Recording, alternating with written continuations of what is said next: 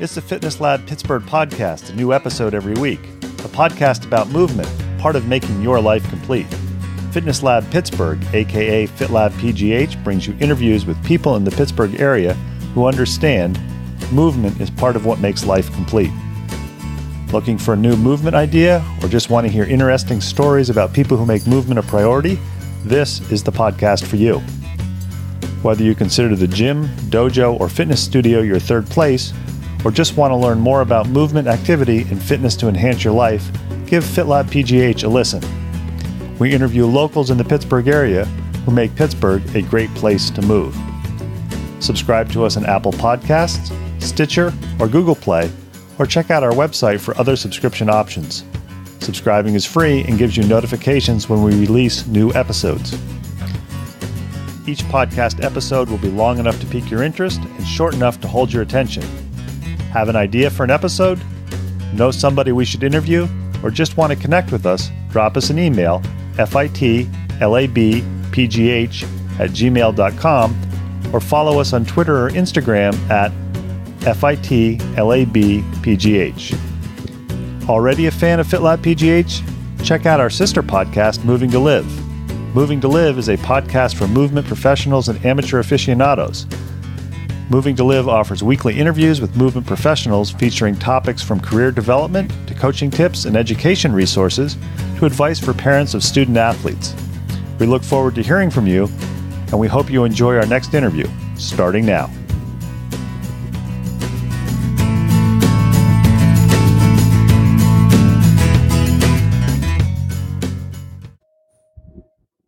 FitLabPGH is back with another podcast interview. For the second time, we are fortunate enough to be at Reed & Company. A shout out and a big thank you to Reed & Company. He has given us permission to use his back room when we schedule a podcast in Lawrenceville, and we are very appreciative of that. If you have not checked it out, check it out and try one of their health shots, try some of their cold brew, and anything else they do. Highly recommended by FitLab Pittsburgh. We are here today with somebody who was recommended to us by Rick Holzberg, and we also, as with many other people, we stalk her workplace on Instagram and Facebook because we look for pictures that emphasize movement as part of what makes your life complete.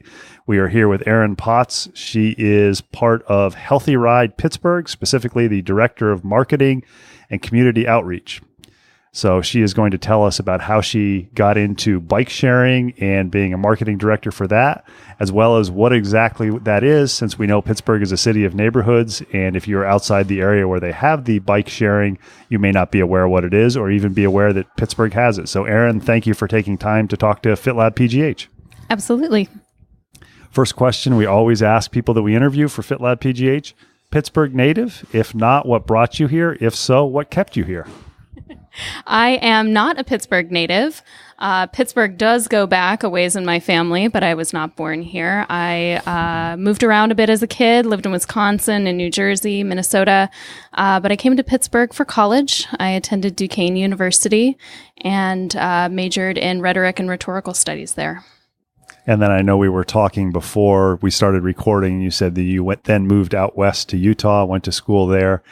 And my question is, what brought you back to Pittsburgh? Because I know a lot of people who are involved in outdoor activities. And if you are involved with Healthy Rides Pittsburgh, clearly you're involved in outdoor activities. Many people go out west and are like, yeah, I'm not coming back east just because of those open spaces and the fact that you can go literally from nice warm weather to climb 7,000 or 8,000 feet and have snow even in the middle of summer. So what made you leave that and come back to Pittsburgh? That's a great question. Salt Lake City was an incredible place to live and be able to be outdoors. Lots of hiking opportunities. I ski, so that was amazing. But almost immediately, as soon as I left Pittsburgh, I knew that I wanted to come back. I was in a doctoral program at the University of Utah. And as things were coming to a close there, I excitedly started looking for opportunities in Pittsburgh.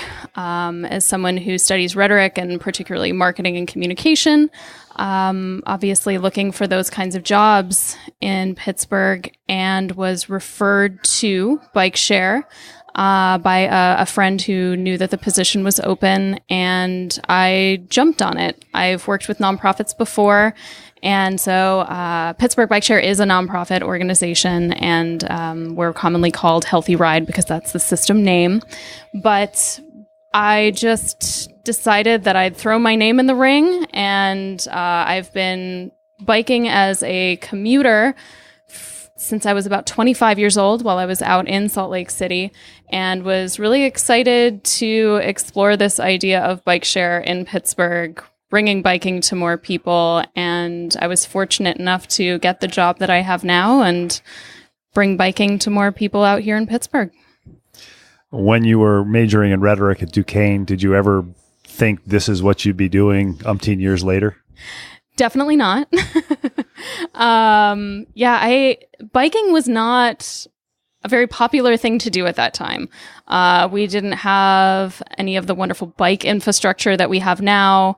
I lived on top of Observatory Hill and worked and went to school in downtown and the North Shore. So biking was not something that I really thought about too much at that point in my life. I grew up biking as a kid, but pretty much as soon as I came here for college, I stopped. So it definitely wasn't something I thought of in terms of a professional career, but I think bike share is a very new opportunity. I mean, this job didn't even exist a little over 10 years ago. So, it was kind of a surprise. I think what's always interesting when we interview people either for FitLab Pittsburgh or our sister podcast, Moving to Live, is these stories about how people get to where they are. So when you were umpteen years ago at Duquesne majoring in rhetoric, what was your career goal? Like my career goal was I was going to end up in Colorado as a athletic trainer at a small college, and didn't work out that way. So originally, what was your thought when you were a college student? I wanted to do public relations for the Met. I wanted to move to New York City and do the public relations career. I co-majored in art history, so art is definitely a passion of mine as well. And I was fortunate enough to work at the mattress factory, both in college and after, and definitely loved it. And really the only reason I left was to pursue more education. Shifting from an art industry to the bike industry is definitely a little different. Still in marketing, though. I'm always curious with FitLab Pittsburgh people that we interview. Clearly, we've talked a little bit before recording that you like to ride your bike. You go out and hike with your dog and your husband. Active growing up, in other words, was your family active where the whole family would do bike rides or do hikes, or mom or dad would say, get the heck out of the house, go play? Or was this something that you went to college, you had the college experience, and partway through it's like, holy cow, I need to do something besides the studying and the college experience? Because we found there's really two categories of people. Either those who've been active from a young age because it was kind of a nurture of the family, and those who got a little older, either college age or in some cases older than that, and said, hey, I need to do some sort of movement. Yeah, growing up in La Crosse, Wisconsin, we had rails to trails, so we would go on bike rides. I lived on a bluff and really had nature all around me. So I definitely spent a lot of time outdoors as a little kid. When I moved to New Jersey, that fell by the wayside. And I will also say that even in college, really, doing much more than just going for a jog was unheard of for me. And it really wasn't until I moved out to Salt Lake City that I think outdoor recreation in general became a big part of my life again. The hiking opportunities, I did a half marathon out there. It just is kind of baked into the culture of Salt Lake to be active, and it really had a huge impression on me. Other than working for Bike Share, if you have a free day and you've got time to do 2 or 3 movement activities, we're going to assume that bike riding is one of your favorite activities. What other 2 activities, movement related or health related, taking care of yourself, will you do if you have the option in the free time? Yes, well, you referred to my dog, and we go on morning runs together. So that is definitely something I enjoy. If I have the day off, we'll typically go to one of the riverfront trails. Love running along the riverfront, and you can kind of just go and zone out and just sort of exist in this awesome architecture and outdoor space. An additional activity I would definitely say is swimming. Gotta love that pool pass. We get that every summer. And so going to the pool and taking some laps is something that I also really enjoy. As somebody who's involved with biking, and I believe you said you commute to work at least some of the time, always ask people who bike, how many bicycles do you own? That's a great question. I feel like it's constantly in flux, but I've never gone beyond 3. And do you aspire to the law or the rule that most cyclists have where the perfect number is n+1, where n is the number you currently own? Probably. There's no shame in that. Everybody admits that. My 2 favorite questions I always like to ask people that we interview for FitLabPGH, we'll ask the first one first, is movement activity that you've done in the past that if you're standing around talking to people or you want to impress somebody, or most unusual thing. We've had everything from skydiving to, we had one individual that I interviewed for moving to live, and I think I kind of aspire to his, where he says, I took a yoga class once. It was interesting. I don't need to do it again. So it doesn't necessarily have to be this thing like, well, I summited Mount Everest, but it's something that's interesting to you that kind of you're excited to tell people about. And then the follow-up to that is, would you do it again?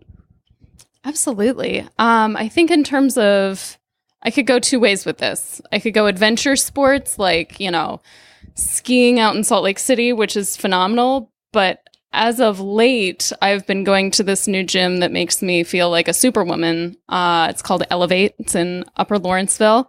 And I do that typically every Saturday and Sunday with a friend. It's 30 minutes. It's high intensity. The music is pumping. You're physically exhausted. And it's just kind of a different experience for me. So it's really fun. And I would do it again. I do it every week. And for those people who are listening, if you check back over some of our past podcasts, we've interviewed both Jordan Rose and John McGuff. John, I apologize. I think I butchered your name when I interviewed you in Mount Lebanon too, so I apologize again. But John is a biker in addition, so hopefully I get a little leeway for that. It definitely gives you some great biking legs, I'll tell you that. My other question that I want to ask is bucket list movement activity. There's at some point in the future when you have time or the right situation arises, just something that's like, I haven't done it yet, but at some point I'm going to do it. I am embarrassed to say, as a hiker, that I've never done a hiking camp overnight. I'd really love to do a really good backpacking trip. There's a ton of great places to go in Pennsylvania, but, I definitely tend to traverse mostly by car and car camp. So I'd love to really break into nature a little bit more with my own 2 feet. And if you bring your dog with a pack, the dog can carry some extra supplies. One would hope. He has more energy than I do, so.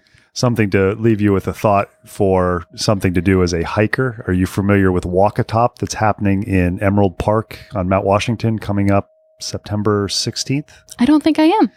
It is. We're going to actually, on Monday, we're doing this on the 1st of August. On Monday the 6th, we're interviewing one of the organizers of it.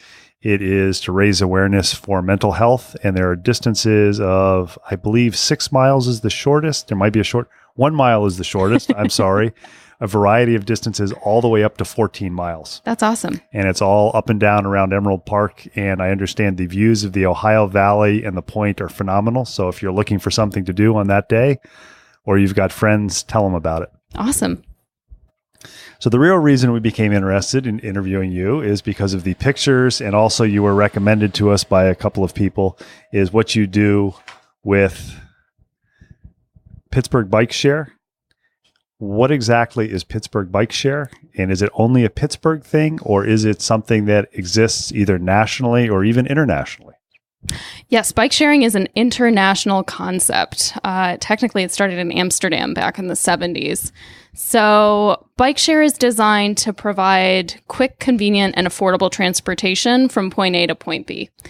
Definitely in the United States, and certainly within Pittsburgh as well, I think people tend to see biking as only a recreational tool.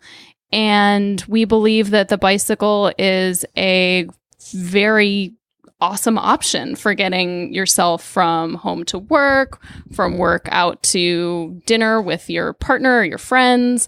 Really being able to incorporate active transportation into your day. And is the actual Pittsburgh bike share, do they use bicycles that are similar to other cities, or is this something that Pittsburgh kind of developed their own scheme and method of bike share, for lack of a better term? Yeah, bike share in every city seems to be a little bit different. And I think that something unique about our industry is that to this point, we don't really have one company that's doing everything for all cities. So it's run by a local organization, oftentimes a nonprofit, which is what we are. And we get to craft a system that we think works best for Pittsburgh. We use a company called Nextbike. They're out of Leipzig, Germany, and they operate systems in Europe and Asia primarily. So if you are traveling abroad, odds are you may bump into another Nextbike system. But we're one of very few systems that use Nextbike here in the U.S. And what exactly is the Nextbike system for people who are not at all familiar with bike sharing, and they may be listening and going, I don't know anything about bikes other than the beach cruiser that I rent when I go to the beach once a year? Absolutely. And for our customers, it means very little. For us, it's very big because they provide all of our hardware and all of our software. And also, if you're looking to download our app, you download the general Nextbike app, which will locate you in Pittsburgh, show you where all the stations are here in Pittsburgh, how many bikes are at each station. So day to day for our customer, Nextbike doesn't even register as a word in their vocabulary, because really it's the equipment and the software that allows us to bring bike sharing here in Pittsburgh.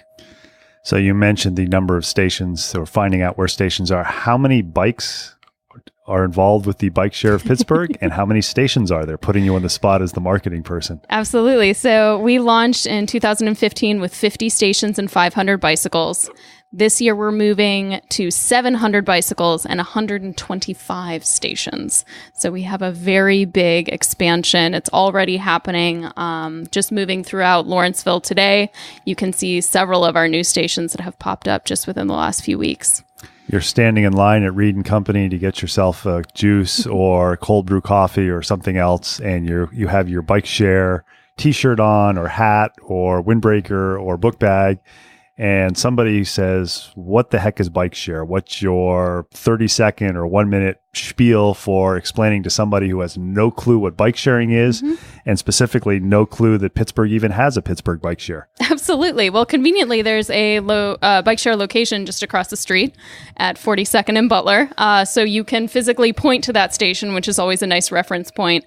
And once people see the station, they typically have some kind of identifier. They've been to New York City or Washington, D.C., that have some of our largest and most used bike share systems in the country.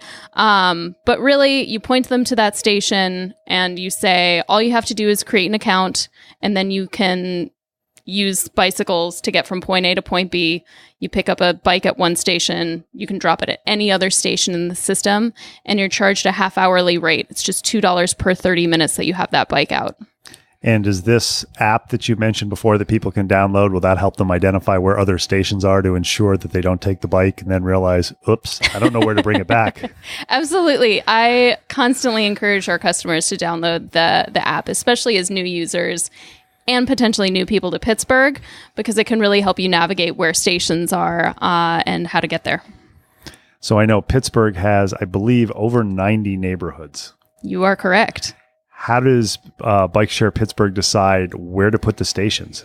And to actually start that off, where was the first station? So you came on board, I'm assuming fairly soon to when Bike Share was starting, and you were probably involved or had some input or heard how they decided, let's put the first station here, let's put the second station here in another place. How did that work? Yeah, absolutely. The first 50 stations were really designed around a lot of our prominent business districts here in Pittsburgh, and also in those neighborhoods that biking was already rather established. So kind of hitting that low-hanging fruit, people that already were biking and weren't going to be surprised by seeing more people on bicycles.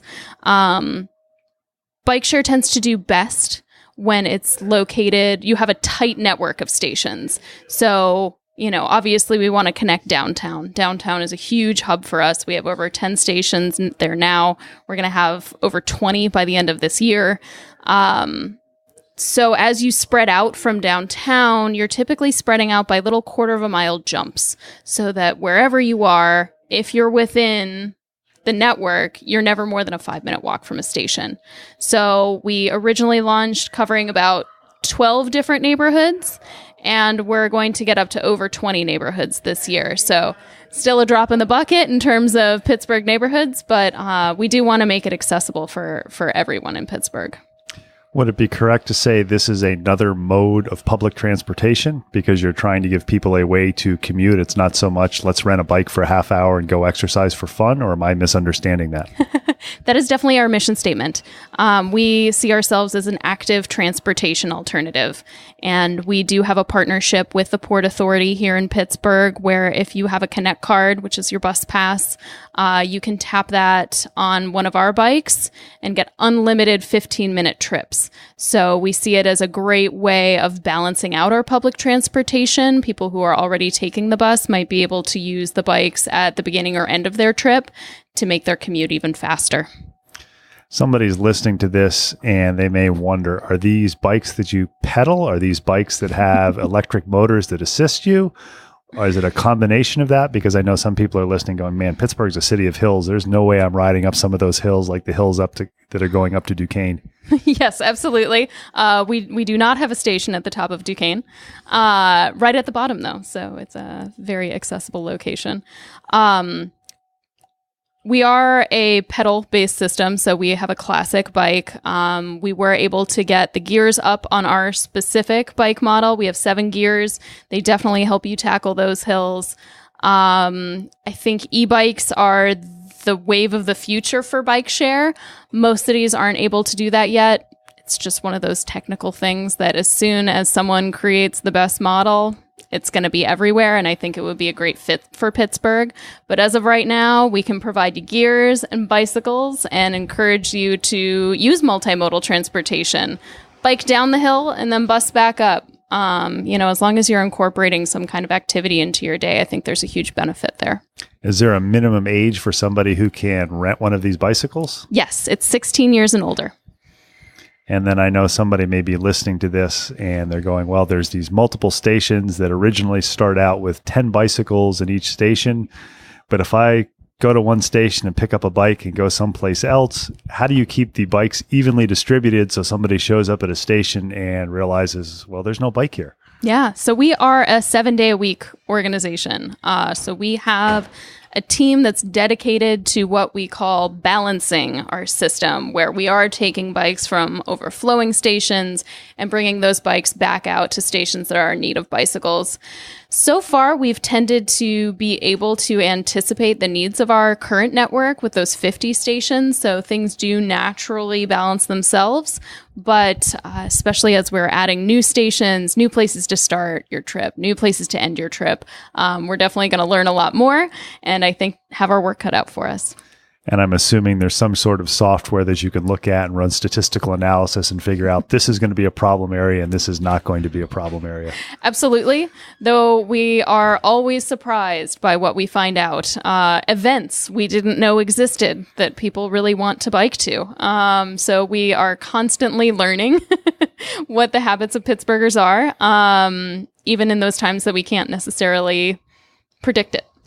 I think the statute of limitations has run out on this, but one of my guilty pleasures when I was in graduate school is my buddy used to chain his bicycle to a tree outside the engineering building, and I would be the one who would walk by once or twice a week and either let the air out of the tires or put the gears out of adjustment and then just act surprised when he would complain about it when we were going on rides. So how do you deal with, or is there a problem with people vandalizing the bikes, either letting the air out of the tires or screwing up the gears, for lack of a better term, so they don't adjust properly? Well, first of all, Tree Pittsburgh would want me to note that you are not supposed to lock your bicycle to any tree. Any street post or bike rack, yes. Trees, no. But in terms of vandalism, we do see moderate amounts of vandalism. It is always under what we account for on an annual basis.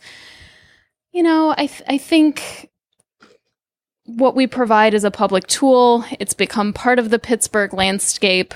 It doesn't get vandalized any more than a typical bike rack would. So it really hasn't been a huge problem for us. And We do have mechanics that work, I believe, 6 days out of the week, and they are constantly refilling Erin tires, and they see those bikes very often.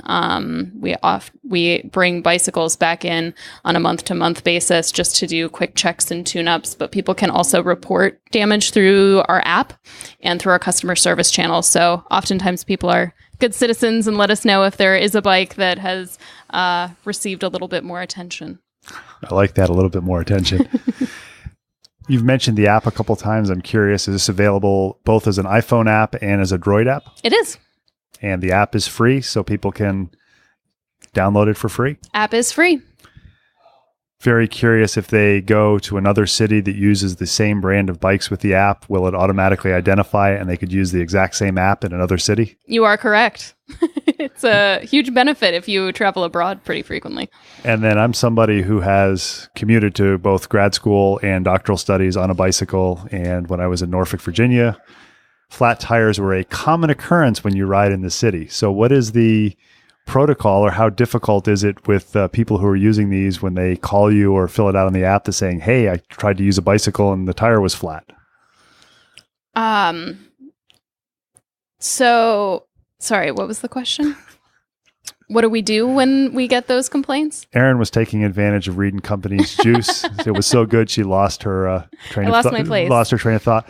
My question was, how much of a problem is it to have flat tires? Because, I mean, the city streets, Pittsburgh is known for its potholes. Right. And there's glass, there's nails, there's various other junk in the road. And flat tires for any cyclist are a occurrence and sometimes a problem, especially if you're riding in the city. So how common is that with the bikes that are rented? Yeah, I will say that our tires are designed to be puncture resistant, and they withstand glass, nails, all kinds of debris better than my own road bike that I have at home. So getting a flat is actually a pretty rare occurrence. So yeah, it really hasn't been a overwhelming issue. As somebody who sees this and automatically comes up with questions when they hear the story, longest ride that you've heard somebody take on one of these bicycles? Oh my gosh, longest ride. They probably don't tell us. I mean, we do know that people go down to the waterfront on our bikes, which is actually not an aggressively long trip, but was one that we didn't think people would make, knowing that there aren't water stations in the waterfront. So you can bike down there, but you're going to have to bring that bicycle back. So we do know that people do take these out on the Gap Trail and probably go farther than we will ever know because they bring them back. Thank goodness. As somebody who works for Pittsburgh Bike Share, the longest you've ridden on one of the bikes? We had a challenge in our, I believe it was first year of operations, where we challenged everyone to bike to all 50 stations. And I can say I had to duck out early because I had a meeting and did not anticipate it taking as long as it did. But I believe I made it to about 36 stations out of the 50. It was a very, very tiring day at the office. That might be a good yearly team bonding experience to do that. It truly was. We went as a group. We're talking with Erin. She is the Director in Marketing and Community Outreach for Pittsburgh Bike Share. One last time, just to let people know, if they kind of fast forward through the interesting parts of the interview and they say, what is Pittsburgh Bike Share? I think it's a great way to get people moving, because not all of us have bikes or N+1 bikes, and we've all probably seen the bike share in the various neighborhoods of Pittsburgh. Yeah, it's a quick, convenient way to get around the burg and really experience our city. So as Erin said, you can find out more information. Probably the best way to find out about it is use your iPhone or use your Droid, and I'll put you on the spot again. What's the name of the app? Next Bike, all one word, all lowercase. So don't type in to the app Pittsburgh Bike Share or something like that, Next Bike, and then it'll automatically locate you to where Pittsburgh is. Erin, I want to thank you for taking time to talk to FitLabPGH about your journeys in movement and also the Pittsburgh Bike Share. Absolutely. Thank you so much.